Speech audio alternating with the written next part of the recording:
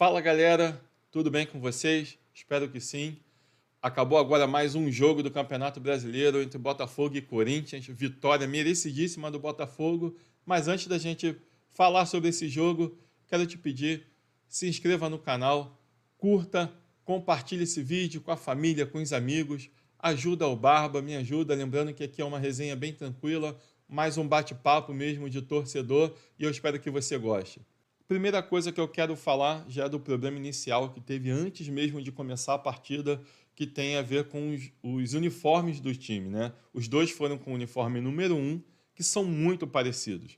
O Botafogo com o seu uniforme tradicional, camisa listrada, preta e branca, e o Corinthians com o seu uniforme número 1, a camisa praticamente toda branca, mas na sua base ali um pedaço ali de preto, e isso confundia muito. Para mim, uma total falta de respeito com o torcedor que estava no estádio, com os torcedores que acompanham pela televisão. Em vários momentos a gente se embolava em saber se era jogador do Botafogo, se era jogador do Corinthians, principalmente em lances de escanteio. Então acho que já deveria ter uma determinação da CBF quanto a isso. O Corinthians já teve esse problema parecido quando jogou contra o Atlético Mineiro, a mesma situação de uniforme. Então acho que a CBF precisa determinar qual é o uniforme que cada time vai usar e ela precisa ali intervir caso tenha algum conflito. É por isso que em muitas coisas eu sou fã dos esportes americanos, que já é determinado que um time vai jogar com o uniforme todo branco e o outro time vai jogar com o uniforme de outra cor. Nunca tem como você confundir. Ou um time vai jogar todo de azul e o outro de branco. E assim eu acho que deveria fazer no futebol brasileiro também. E no segundo tempo, curiosamente, os dois times vieram com uniformes diferentes. Tanto o Botafogo quanto o Corinthians mudaram totalmente seus uniformes.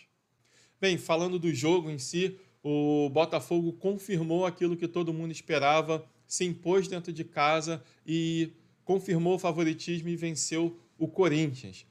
O Botafogo que montou um elenco para esse ano muito forte e não só de jogadores, de jogadores com talento, com habilidade, mas forte fisicamente. E isso faz muita diferença, principalmente pelo calendário brasileiro, pelo ritmo de jogos que o Campeonato Brasileiro oferece, que o calendário brasileiro oferece. Então, o time do Botafogo é um time muito forte fisicamente e mantém sua intensidade do início ao final do jogo. É difícil a gente ver o time do Botafogo morrer no final do jogo porque o técnico, o Arthur Jorge, ele já mexe nas peças antes que elas comecem a apresentar algum tipo de sinal de cansaço, ele já renova o fôlego do time e o time mantém uma intensidade o tempo todo. E hoje não foi diferente, foi exatamente assim que o Botafogo conseguiu se sobrepor ao Corinthians. O Corinthians que teve um jogo no meio da semana e teve menos tempo de descanso, mas o Botafogo se impôs de uma forma que mostrou totalmente a fragilidade que o Corinthians ainda tem. Uma defesa frágil, uma defesa instável e o Botafogo soube aproveitar.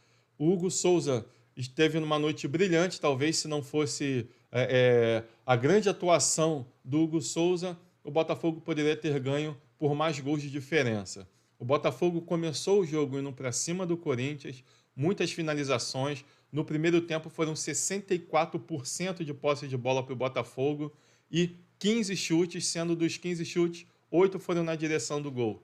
E desses 8 chutes, uns 3 chutes o Hugo fez defesas muito difíceis. Ele conseguiu ali dar uma segurada no Botafogo, mas aos 40 minutos, uma bela jogada do Almada, melhor jogador da noite, melhor jogador da partida, deu um drible desconcertante no marcador e colocou o Savarino em condições de dar um passe para o Luiz Henrique fazer o gol. Um gol já sem goleiro, um gol muito fácil ali para o Luiz Henrique. E assim o Botafogo abre o placar.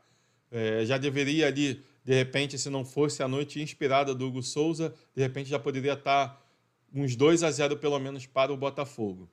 2 minutos depois, o Mateuzinho sofre o pênalti. Pênalti, claro, não necessitou nem de revisão de VAR nem nada, apesar que o VAR revisa toda a jogada, mas o VAR não precisou intervir nessa jogada. A decisão de campo foi mantida sem qualquer problema. Foi um pênalti claro, apesar da reclamação dos jogadores, de alguns jogadores do Botafogo. e o Romero foi para a cobrança. Aí é que eu não consigo entender como um jogador profissional, perdendo um jogo, com um time na zona de rebaixamento, vai bater um pênalti de uma forma tão displicente como ele bateu. Na quarta-feira, o Romero, ele fez o gol, o primeiro gol do Corinthians contra o Juventude no jogo da Copa do Brasil, das quartas de finais da Copa do Brasil, e foi na torcida para falar alguma coisa do tipo, sempre eu, tô sempre fazendo gol, alguma coisa no sentido de eu tô sempre salvando o Corinthians. E hoje ele bateu o pênalti de uma forma totalmente displicente. Eu, se eu fosse diretor do clube, eu já falaria com esses jogadores que gostam de bater dessa forma muito diferente, eu já negociaria com eles. Olha, se você bater o pênalti desse jeito e perder, você toma uma multa no salário. Se você fizer, você vai ter um bônus, mas se você perder, você vai ganhar uma multa no seu salário. Porque o time precisando empatar naquele momento, um time que está na zona de rebaixamento, jogando fora de casa contra o líder do Campeonato Brasileiro, contra um time que é muito difícil de bater, ele bate o pênalti de uma forma displicente e o John salva o pênalti, pega o pênalti e o primeiro tempo acaba com 1-0 para o Botafogo no placar. Na volta do segundo tempo, o Corinthians volta um pouco melhor. O Corinthians que no primeiro tempo deu 3 chutes a gol, um foi no gol, e no segundo tempo eles começaram a buscar mais o jogo. E ali teve outro pênalti a favor do Corinthians, aí sim, dessa vez, precisou da intervenção do VAR, que o Daronco não apitou o pênalti. Na minha opinião, ele deveria já ter marcado o pênalti sem a necessidade do VAR. Ele não marcou o pênalti, o VAR chamou e sempre aquela enrolação, sempre aquela demora. Foram mais de 3 minutos para que houvesse ali a decisão. Foi até estranho porque o Daronco teve dificuldade de chegar no monitor do VAR, porque os jogadores do Botafogo, mais precisamente o zagueiro Barbosa, ficava ali atrapalhando o Daronco de olhar no monitor do VAR. E eu não entendi por que o Daronco já não deu um cartão ali para ele. E foi ele que cometeu o pênalti, para mim, pênalti claro também. E dessa vez não foi o Romero que bateu, ele até pegou a bola, mas o Garro tirou a bola da mão dele, bateu o pênalti e empatou o jogo para o Corinthians, que foi logo ali no início do segundo tempo, aos 8 minutos de jogo, mas o Botafogo não se abateu, continuou impondo o seu bom futebol e já partiu numa bela jogada do Almada, numa linda jogada do Almada, tirou 2 jogadores na marcação, chutou, a bola desviou e ele colocou o Botafogo à frente do placar novamente, 2-1, e foi o placar que deu resultado ao jogo, né? 2-1, Almada no primeiro tempo, no primeiro gol, fez uma excelente jogada e no segundo tempo ele fez o gol, também numa jogada belíssima, driblando 2 marcadores, chutando, a bola desviou e entrou no gol do Corinthians. Isso foi aos 13 minutos do segundo tempo. A partir dali, o Botafogo teve muito mais perto de fazer o terceiro gol numa arrancada, numa jogada de contra-ataque, do que o Corinthians empatar o jogo. O Corinthians não produziu muito, não conseguiu chegar na área do Botafogo com condições de ter uma boa finalização. Eu vou colocar as estatísticas finais do jogo na tela para a gente acompanhar. No total foram 21 chutes do Botafogo contra 12 do Corinthians. E o Botafogo chutou 10 bolas ao gol. Dessas 10 bolas, 2 foram gol. E o Corinthians, 2 bolas para dentro do gol. E foram os 2 pênaltis, um perdido e um convertido. A posse de bola final, 58% para o Botafogo, 42% para o Corinthians, o que mostra o total domínio do Botafogo na partida de hoje. Depois que o Botafogo fez o segundo gol, ele ainda deu um pouco mais de campo ao Corinthians, mas o Corinthians não soube aproveitar desse momento. E a gente também não pode deixar de falar do Ramon Dias, que já no final do jogo, já no final dos acréscimos, ele deu um esbarrão no Gandula e foi expulso. Quem não estava no banco hoje era o filho dele, o Emiliano Dias, e no próximo jogo quem vai estar suspenso é o Ramon Dias também, assim como o zagueiro André Ramalho, que tomou o amarelo e está suspenso para o próximo jogo. Mas no caso do Ramon Dias, eu também acho assim um absurdo um profissional com tanta experiência como ele, com um time na zona de rebaixamento, precisando dele à beira do campo, ele, numa atitude totalmente infantil, dá um esbarrão num gandula e ficar fora do próximo jogo por causa de uma atitude dessa. O Corinthians precisa ter a cabeça no lugar, precisa manter o foco no campeonato para escapar dessa situação que está muito incômoda para ele. O Corinthians está em 18º lugar, tá? Com 25 pontos, os mesmos 25 pontos do Vitória, que ganhou o Atlético Goianiense hoje, que é o próximo adversário do Corinthians. Então, assim, a situação do Corinthians é bem delicada, é muito preocupante. O seu torcedor está feliz pela classificação para a semifinal da Copa do Brasil, mas está preocupado com a situação no Brasileiro, porque vai ser difícil o Corinthians fugir dessa zona de rebaixamento. O Corinthians tem 25 pontos e o primeiro time fora da zona de rebaixamento é o Fluminense, que ainda vai jogar essa rodada com 27 pontos. Isso quer dizer que se o Fluminense ganhar amanhã, o Corinthians vai passar umas 2 rodadas, certamente na zona de rebaixamento.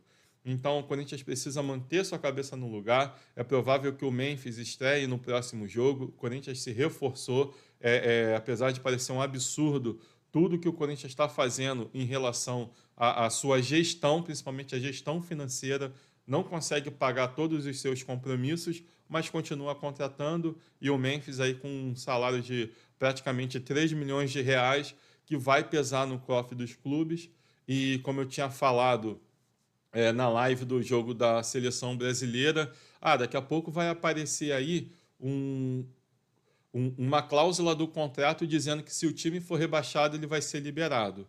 E hoje saiu a notícia que existe sim uma cláusula que se o Corinthians for rebaixado, ele vai sair do Corinthians. Então a situação do Corinthians não é fácil, eles precisam fazer alguma coisa para escapar ali dessa zona de rebaixamento, sair dessa zona, porque senão todo o investimento que eles estão fazendo vai mais uma vez por água abaixo. Isso só aumenta a dívida que o clube tem, né? Já achei muito ruim essa contratação, não pelo jogador, mas pelo momento e pela situação que o Corinthians vive, né? É arriscado o Corinthians estar investindo muito dinheiro num jogador para ele jogar aí aproximadamente 12 jogos. Se ele jogar todos os jogos do Campeonato Brasileiro, vão ser mais 12 jogos, e é arriscado o Corinthians não escapar da zona de rebaixamento e o jogador vai embora e o Corinthians fica com mais uma dívida aí para pagar. Beleza? Já o Botafogo ganhou mais um jogo, está se mostrando que vai brigar por esse campeonato até o fim, ainda está disputando a Libertadores também, mas está parecendo com mais cabeça no lugar do que no ano passado.